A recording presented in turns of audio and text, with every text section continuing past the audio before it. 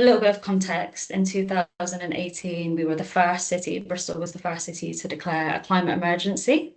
And in 2020, when there was a decline in swifts and wildlife, we were the first city to declare an ecological emergency.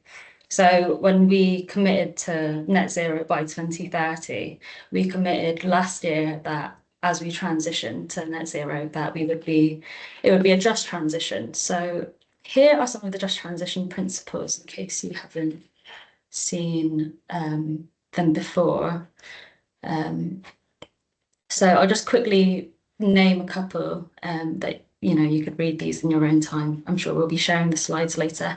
But centering the expertise of disadvantaged communities at every step of the journey, empowering disadvantaged communities to take climate and ecological action, fair distribution of costs and benefits, and prioritizing accessible communication. So all of these things are things that we wanted to implement in our demonstrator project as part of the Community Climate Action Project. But before I get into that, I'll just quickly give a brief overview about ACH.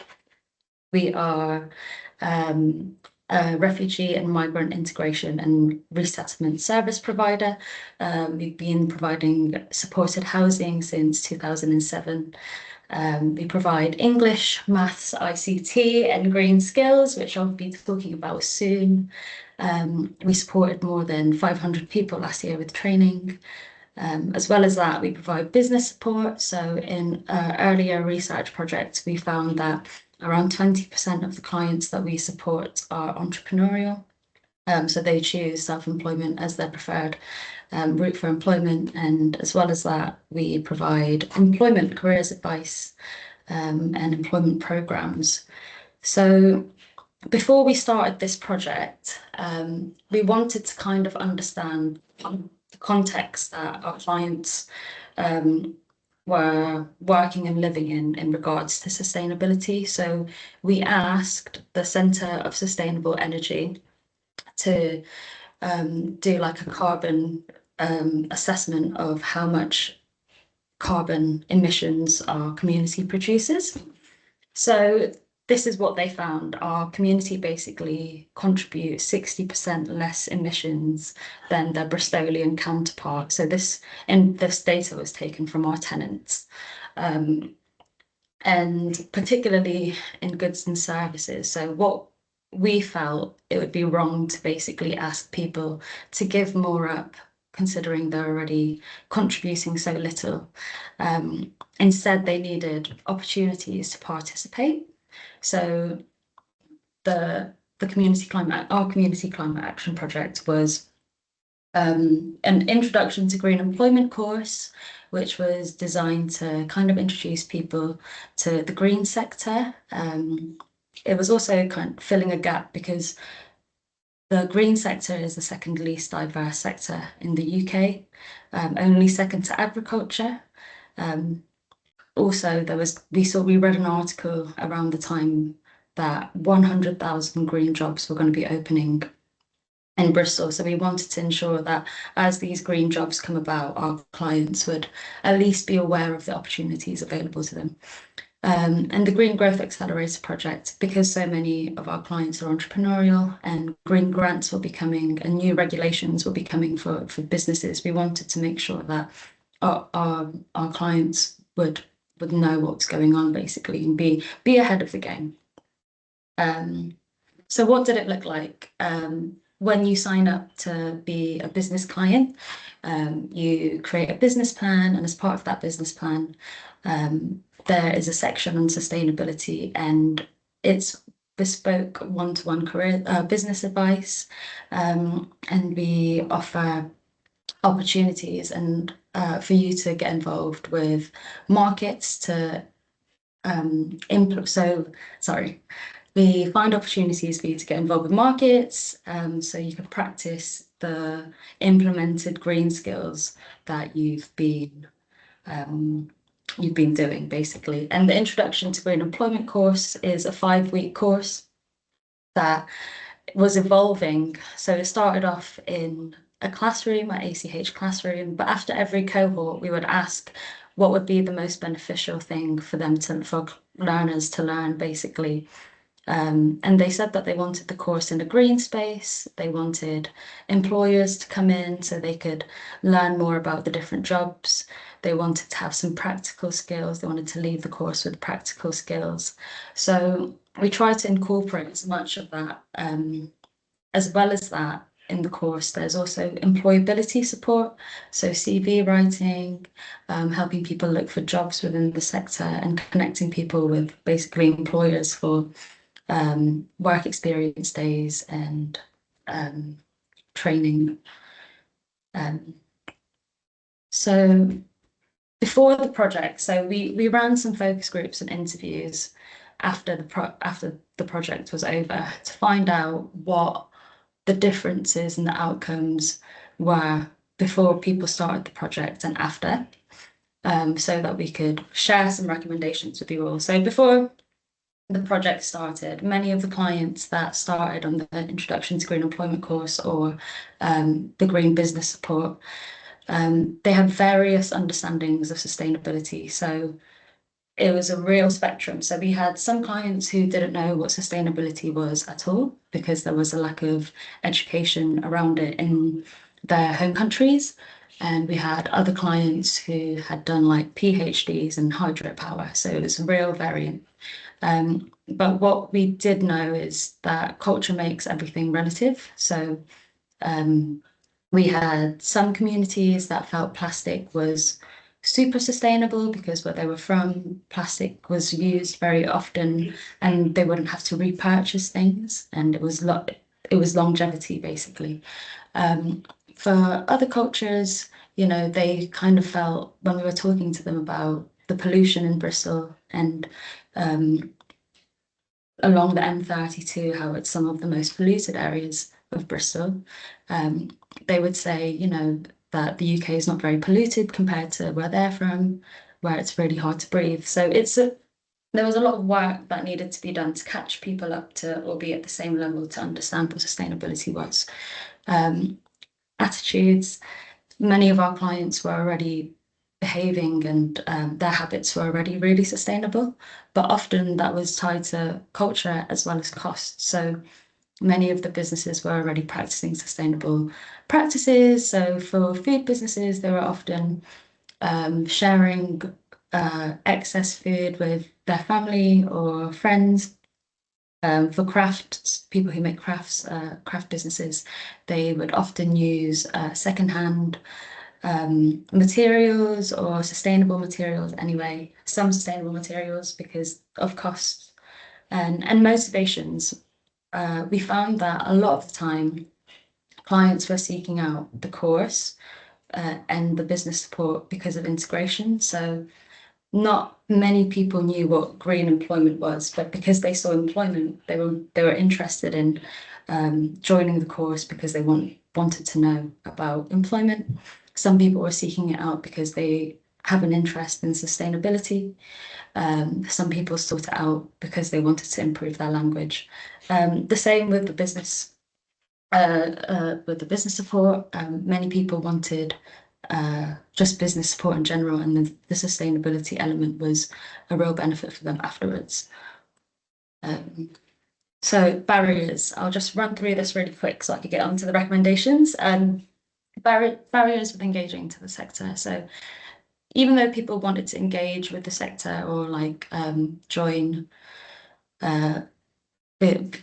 become more sustainable, they weren't aware of the opportunities. So some clients, want to work in construction and be in sustainable construction, but don't know really how to do the step-by-step for that or the job requirements, and they don't know the training and sign or where to go for training or other support services. There are systemic barriers, to engagement. So on the course, I would often signpost people to other training opportunities.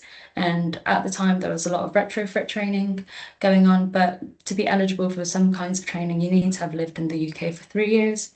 So that's a big barrier for people who want to upskill. So yeah, there's still a need for employability and integration support.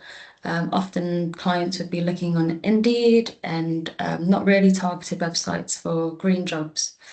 And for businesses, integration is the priority instead of sustainability sometimes, particularly for new businesses. They might be thinking about, tax or regulations when starting a new business. So sustainability isn't always in the forefront of their minds. There's also a financial cost associated with becoming more sustainable. And some businesses mentioned that when they did try to go more sustainable and used organic products, it drove the costs of the products and meant that they lost out on business. So there was some reluctance towards becoming more sustainable. And yeah, because we're working with really small micro businesses, sometimes it's just way too early for them to adapt. But it's been really good to be able to think about those things, sustainable things, so they could implement it for the future. Okay, so I've got 2 minutes left. I'll just be really quick. And I'm just going to pick out one or two things. Okay, outcomes. I'll skip the outcomes. One or two things for enablers for engaging with the sector. So if you're a training provider and you want to provide training for refugee and migrant individuals to engage with sustainability, where possible, use jargon-free language, and on your posters, if you do use jargon, try and include the definition. If possible, link it with accreditations for newly arrived individuals. They often feel like they are starting fresh. So when they join courses, if they could offer a work experience, or if the work experience would offer them, a reference, anything that would provide them accreditations, strengthen networks and referral systems. And I'll just choose one more because I could see Shalini in the corner. Train the trainer. So for employers, if you're a trainer, I don't know, who offers retrofit services, if you connect with a community organisation supporting demographic communities, you could train their trainer on retrofit, for example, and they could train their community. But I'll share these slides just because I've got more recommendations. There's more recommendations here, and I'd love to be able to talk to you about them all. But we're limited on time. So yes. Shalini, I hope that was in time. That was in time, Jal. Thank you so much for sharing with us about navigating cultural differences when delivering these projects, and also embedding the diversity of culture to enrich this sector. It was really a success or achievement, and I'm really proud to see how the team had delivered this work from a very person-centered approach. And Jal, I know that you felt like you've skipped the outcomes, but like she mentioned, we'll be sharing the slides, but also Jal has done an incredible report, an insights report that we can share in the email as well. So do have a read through that. For our next speaker, Amy Harrison, she's the head of community partnerships at Bristol Climate and Nature Partnership. Amy is the head of community partnerships, and she leads the community climate action project that Jal was just sharing about, working collaboratively with project partners. Amy has extensive experience of developing and delivering learning and participation programs in a variety of not-for-profit sectors. She has also volunteered as a charity trustee, a school governor, and is a community activist. She's a real powerhouse, really. So Amy, over to you. Thank you. Thanks, Jar. Hopefully you can see the slides okay. Yes, so the wonderful project you just heard about from Jar is part of the wider Community Climate Action Project, and that's coordinated by my organisation, Bristol Climate and Nature Partnership, that has a vision for a zero carbon and socially just Bristol. And I wanted to start off with this illustration because I love it, and it talks to the project, I guess, about the power of community. And we feel that community infrastructure exists everywhere, and the community sector has unique and valuable expertise when it comes to transition to net zero.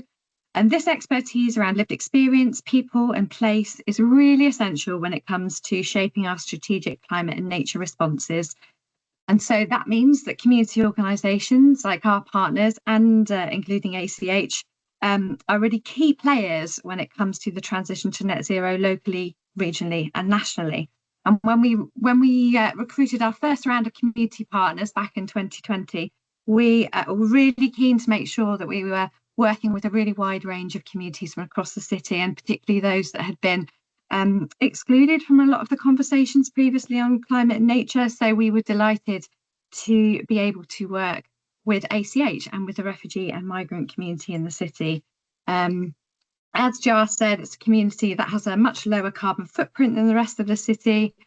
And members of the community potentially have, very genuine and real lived experience of the negative impacts of climate change. And there's much that the city can learn from their insights and wisdom, and possibly sort of different cultural practices that could help us in Bristol with our transition to net zero. So Just Transition, as Jar said, has been a really important part of the Community Climate Action Project, and we've reflected on it a lot as partners. And I guess, our interpretation is that Just Transition is how we decarbonise in Bristol and beyond, how we make sure that happens quickly but equitably, in a way that improves rather than worsens existing inequalities, and doesn't expect those least responsible for carbon emissions to make the biggest sacrifices, and one which creates new opportunities which help improve the quality of life for local people.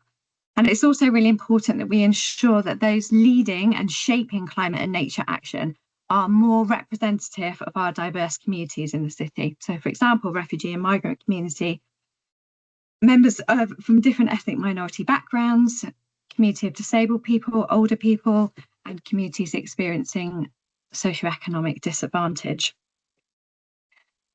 So I'm just going to give you a quick gallop through the Community Climate Action Project and pull out a couple of key things that I think might resonate with the Just Transition theme. So it's been a big project we've been running for the last 5 years. Key elements are about developing community leadership on climate and nature in the city. So building this real sense of community. We've got a cohort of 17 community partners now who are very strongly and robustly representing their communities when it comes to climate and nature. We deliver a capacity building programme for them, and we've done that with 3 cohorts of community partners, and that programme upskills them, develops confidence around climate and nature for them to co-develop their own community climate and nature action plans with buy-in for their communities, because obviously they're the experts of engaging with their communities. And we've got, set to date, 17 plans and 17 communities involved. We also have a range of 5 sort of live demonstrator projects that are kind of climate and nature action on the ground, led by community partners. And the project Green Skills programme that you heard from Jar about just now is one of those projects. We've also developed a community leadership panel on climate and just transition, done a lot of work around inclusive transport, creating a vision, developing an advocate role, and developing a toolkit. Creativity has been a really core part of the project. We've done a lot of work around climate and disability. And I'm going to pull out a few of those things in just a moment. So a little snapshot there that as well as developing the leadership, there have been tangible impacts in terms of climate and nature, which we're really pleased about, and we hope that these are going to grow. Over the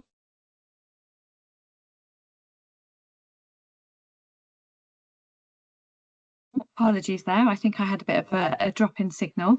So over the last 5 years, all the work that we've been doing with our communities, we've reflected on, and we've pulled it together into this model.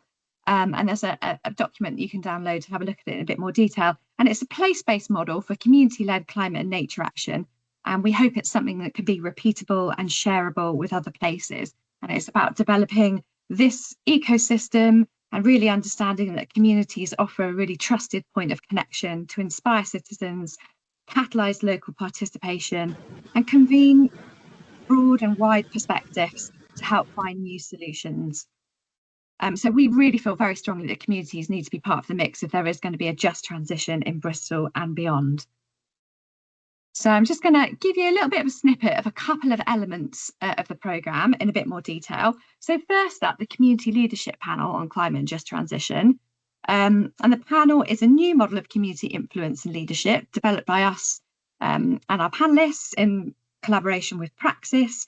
And it was developed to kind of complement the Community Climate Action Plan priorities and to sort of develop a greater leverage and agency for diverse communities when it comes to shaping climate and nature action policies and projects. And it's really trying to make sure that those just transition principles in the city are thought about and embedded at a much, much earlier stage. That projects linked to climate, nature, resilience, adaptation are better informed by diverse insights and a broad range of lived experiences.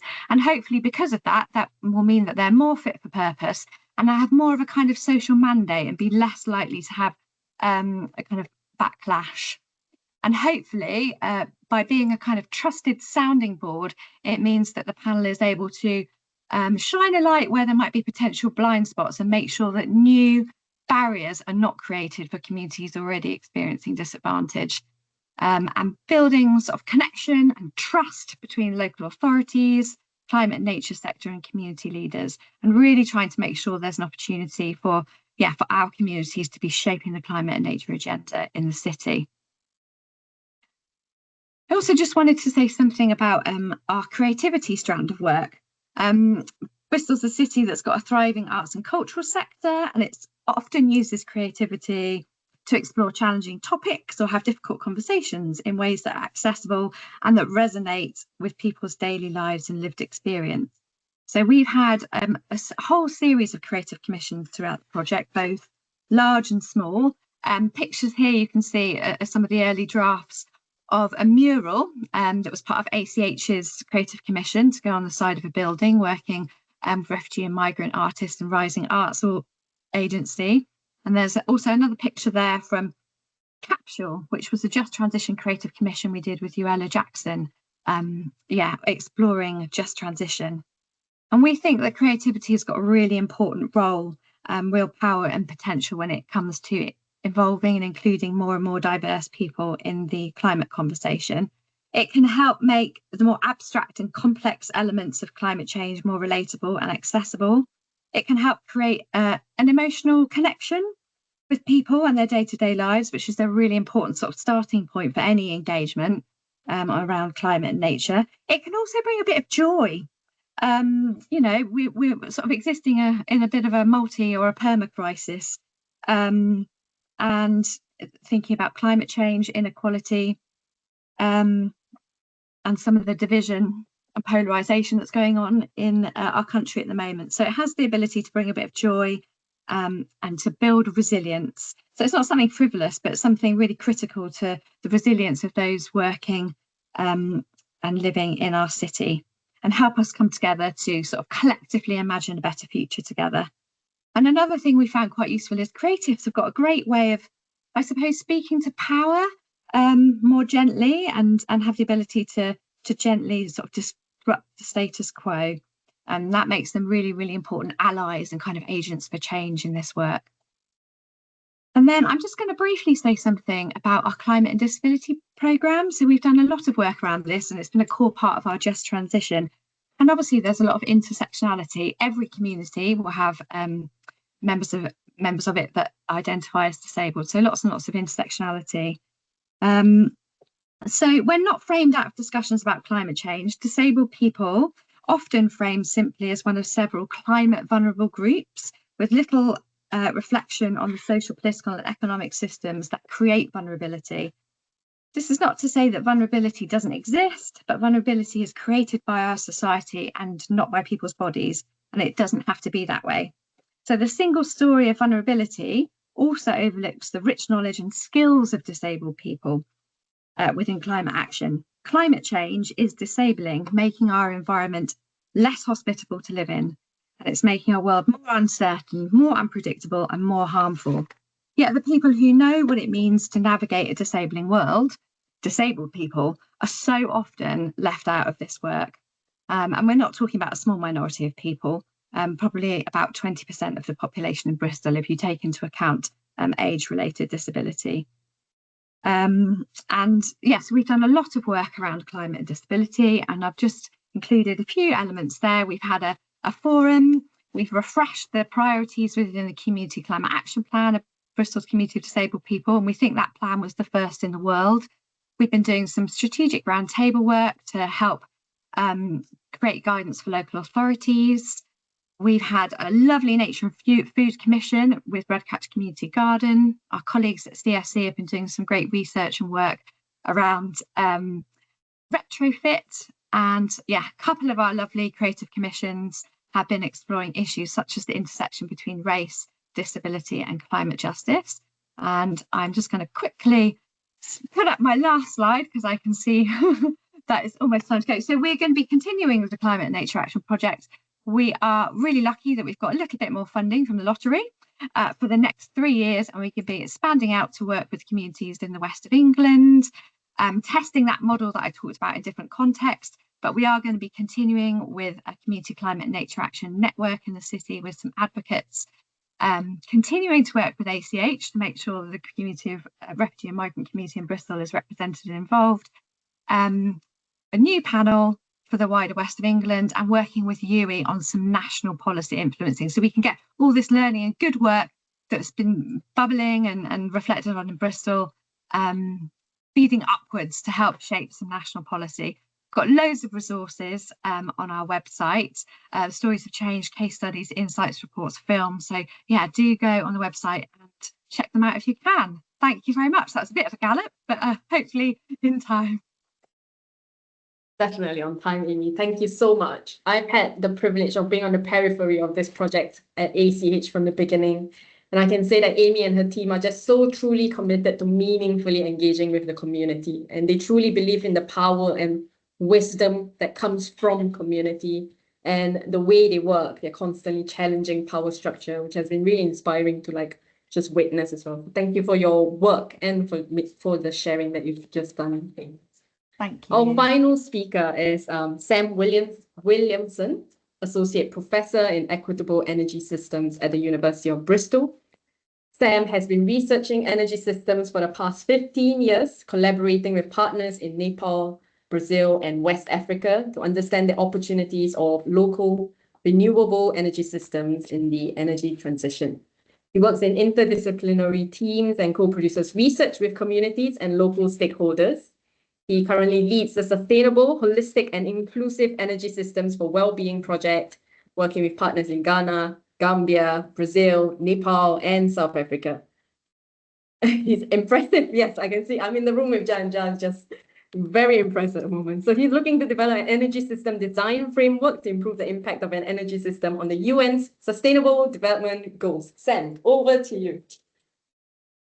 Thank you, Shalini, and I think these things always sound really impressive, but when you sit behind them and you think about them and you think, I'm not really that impressive, I'm just my normal person. So yeah, thank you all, everybody, very much for being here today, and I'm really excited to just talk with you about energy a little bit, and about the sort of interlinkage between energy and the just transition, and how these sort of things can work. I think the first thing I would like to do is just sort of highlight, actually, to me, what energy is. And energy is all about flow and is all about movement. And I think I spoke with Bridget before agreeing to do this, and she said, I said to her, what do you want to talk about? And so she said, anything to do with movement. And to me, energy is movement. Energy is that sort of movement of things. If you think, I've got a picture here of a river going through in Nepal, and a large proportion of the energy in Nepal, the electricity in Nepal, is generated through rivers. But previous to any electricity generation, they used this energy to be able to, through little water mills and through enabling corn grinding and things like this. Energy is flow. If we think about the wind, if we even think about sort of solar systems as well, we have photons coming from the sun that are flowing through space somehow, and then impacting onto our solar panels. And so it's all about that movement and that transition. And that's something I really want to think about in I guess in the context of the just transition, because actually how, especially I think sort of our decarbonisation is all based around really electricity, and that's, I think, the most obvious path that we're going to do that in the energy field. And thinking about actually, well, how do we manage that flow? How do we use that flow of energy? And that's changed over the course of the last 150 years. And I just want to talk about that a little bit, and then how that sort of fits in. Let's see if I can get my slide to change. So these are one of the things. So as electricity was sort of starting to be generated at the end of the 1800s, energy and electricity was really generated in place of where the loads were. So the image here on the left is Cragside House up in Northumberland, and this was one of the first places in the UK to have electricity generation, and they used it to feed electric lights on and sort of different devices and things inside in the house. The image on the right is the electric lighting station in Holborn in London, where the first coal-fired power station in the UK was ever built in about 1885 or something like that. And this was developed by the Edison Company from the US. And this fed just under 1,000 streetlights in Holborn. After 3 years, they found out that this wasn't economically viable, and it went back to gas lights. But I think the thing really to sort of get from this is that energy initially and electricity initially was sort of generated on site, and it was consumed on site where that load was. And and if we think back to, before we had electricity, we always would develop settlements and communities around where there was a water source, where there's energy source, and where there was a food source. And those are the things that we really sort of tried to pick up. And so this sort of our initial electricity system really came from that sort of very localized and easy to access electricity. And from there, sort of in the 1920s, we had about 1920s, they decided that actually we couldn't have all these multiple little generators, because firstly, it was excluding a large number of people. So it was costing 1 or 2 days' wages to be able to run just a single light bulb for a day. And so the cost of this electricity that we had was far too high for most people to be able to afford. And so they created this sort of central electricity board, and they'd started to join up the country.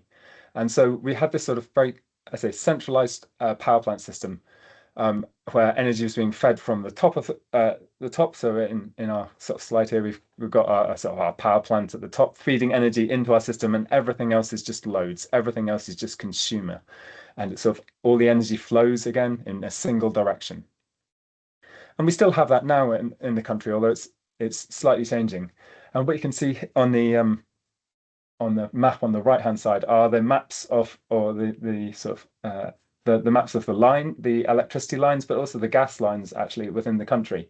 And these are the sort of main flowing thoroughfares of how energy is passed around the country. And these are passed quite often from very large generators, and they sort of disperse through this transmission network out to our homes through a distribution network as well.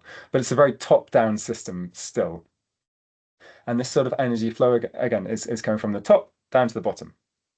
I think that's one key thing to sort of recognize from where we've been. But actually, what we're moving to now is a much more, we quite often call it a decentralized system. There's a lot more variety going on. So we might have small-scale generation on the lower end. So we still have some large power stations, and it doesn't have to be some sort of coal-fired, gas-fired power station. We can consider, a large-scale wind farm or something like that. And these are things we still need. We still need these big centralized generation systems. But actually, lower level in our houses, we might have solar panels on top of our house. We might have a community solar system or a community wind turbine. Ambition Lawrence Weston have, very recently put up a 4-point-something megawatt wind turbine, one of the first onshore ones for a long time. And so but we have this sort of mix of generation now. We have a generation on the sort of main centralized system where the energy is being taken down into the system, but we're also generating from the bottom up as well. And there are some real, in my view, there are some really big opportunities there. The picture on the right of the screen is from my colleagues in the Amazon region in Brazil. And they use decentralized generation to be able to supply power to small villages and rural communities in the Amazon region, which is quite difficult to access in some places. And so the main electricity grid can't get there. But local houses are able to generate their own power and they're able to connect their own grids together. And so they can bring multiple different sort of solar systems and things like that in together to be able to form the sort of generating network. And using that sort of idea, we've got this concept called a microgrid. And a microgrid, the sort of more formal definition is where you've got a mix of generating sources, you've got some storage, and you've got some loads, and they're all connected together and all working together. But actually, one of the opportunities with a microgrid is that a community can run that microgrid and a community can own that microgrid. So the energy flow can be very minimal. We don't have to have large power stations sending power from, I mean, here in the UK, a lot of that power is being sent from the north of the country to down south. But we can generate our own electricity, and then people get engaged with that electricity and people really understand that and of what's happening with that energy. And so the microgrid concept is able to sort of support that a lot more and do that. But not only that, once you get a sort of a single microgrid, and that might be working in one community, then you could connect up a number of communities up together. And again, you can add in more communities into this. And finally, you've got this very robust sort of community-based energy system that really brings everything together. And then you can connect onto the grid and you can have that connectivity. And if you need larger power to come in, then that still works. And so this is a real opportunity for communities to be able to sort of engage with the energy system and operate that way. I'm going to sort of briefly talk about our new project, Shine, which is funded by the Ayrton Fund. But I think actually I wanted to sort of come back to some of Jar's comments and ideas, just that she had mentioned at the beginning there. And I've written a few things down around jobs, inclusion, shared costs, and accessibility. And I think one of the opportunities around community energy is that there are a large number of green jobs. There are a large number of things, and people, once you start to see energy and once you start to see where your energy is coming from, my experience is that people want to get involved in those systems and want to engage with them. I've been working, as Shalani had sort of indicated, I've been working with communities in Nepal for the last about 15 years and communities in Brazil for the last 5 or 6. And we're starting to work with communities in Ghana and the Gambia. And they really want to understand and know about their energy, and they want to help support that work as well. And they want to try and get some, use that energy to either train themselves and to build and develop their own skills. And there's real opportunity there to be able to do that and engaging with that energy system. And I think also that the sort of, once you start to own that and once you start to own that energy system and understand it, then there's a much more equitable and inclusive way around this energy system, rather than this sort of I don't know about anybody else, but I find this sort of big six are controlling my energy and I don't really know who they are. They're a faceless corporation. And so how do you deal with that? And so that's what we're really trying to do with our Shine project, is try and understand how do we include people in this process more. And we're really putting well-being front and center for our project and saying, okay, it's not about technology design, it's about well-being. How do we make this a more inclusive, a more well-being centered system? One final sort of comment about before I pass back, but is around movement again, and movement of knowledge. And one of the great things that I've found about Shine is that we're working across 6 different countries, something like that. I should know. But actually, my favorite thing is that the sort of interaction between our different partners across this project, and there's knowledge being shared from our Nepali colleagues into Ghana. We had our teams from, we had some people from Nepal, from Gambia, all going to Belém for the COP30 recently, but not only did they just see each other and talk things, but they were talking about the project and talking about how they can share that knowledge, and that was fantastic to me. And so it's not just about energy and that movement, but it's about that knowledge and movement as well, and that's, I think, is really key to what we're doing. I will finish off there, but thank you very much for listening. And I'm really happy to answer questions in a bit. Thank you so much, Sam. That was really, really enlightening and really interesting to see about the work that you're doing across the countries. I just wanted to ask if I can see Amy sharing some really valuable resources. Because we have changed the Teams link, there is no Q&A section here. So if you have any questions, just pop them into the chat and I will support you to ask the speakers. But I thought I'll start off, and Sam, you were alluding to this towards the end of your presentation. But my question is for Jar and Sam. Like Amy said, there's a lot of wisdom and there's a lot of like lived knowledge already inherent within the community, and essentially community partners are external people going into these communities to do this work. So for both Jar and Sam, you mentioned you've been doing this for 15 years. Before you get the buy-in, what was like the greatest challenge or barrier in getting that buy-in, getting that trust from the community, from people, and making sure that it is actually community-centered and people-led? Either one of you, whoever wants to go. I'll happily go first. I think a lot of the communities that I've worked in Nepal and actually we've just started meeting our communities in Ghana and the Gambia. One of the biggest challenges that we have is that actually they've often been promised a lot. They've often been promised a lot of things, especially, in fact, our Brazilian colleagues have the same issue around election times. They get promised the earth.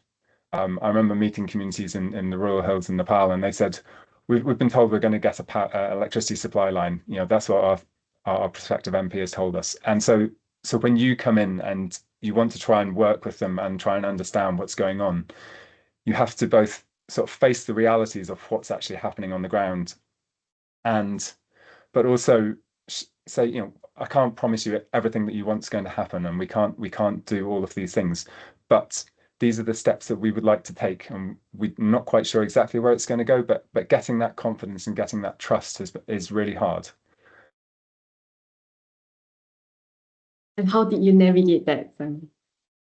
I have some amazing people I work with. Like I'll put my hands up and say I'm an engineer, and I'm not great with community development, but I think we have the people that I work with in Nepal and Brazil and Ghana and Gambia at the moment.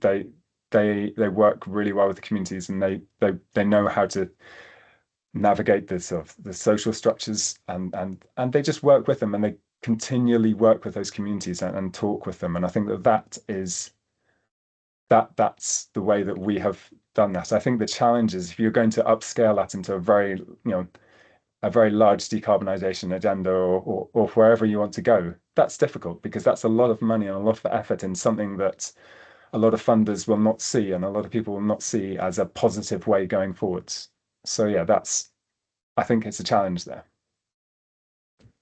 Thank you, Sam. And on top of money as well, time, like you said, your work took 15 years and Amy's project has taken 5 years. It takes time to really build that trust and show that impact. And Jal, do you want? I'm so sorry. I was having technical issues on my own.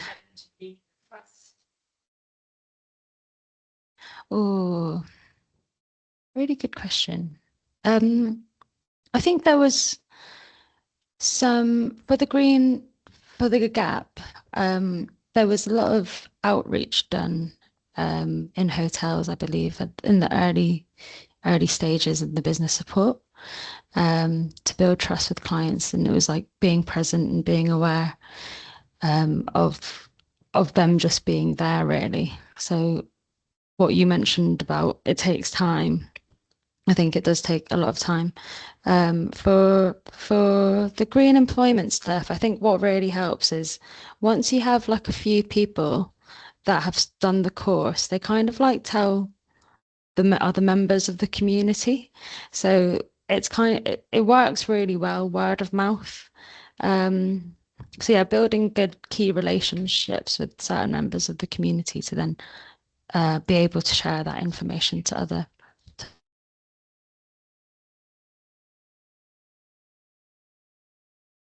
Thank you, Ja. So we have come to the end of this webinar. I'm worried that we started a bit late, but it feels like all the presenters had a lot more to add as well, and there might be questions that you might think of later. So ACH will be getting in touch with you. We'll share the resources, the presentations.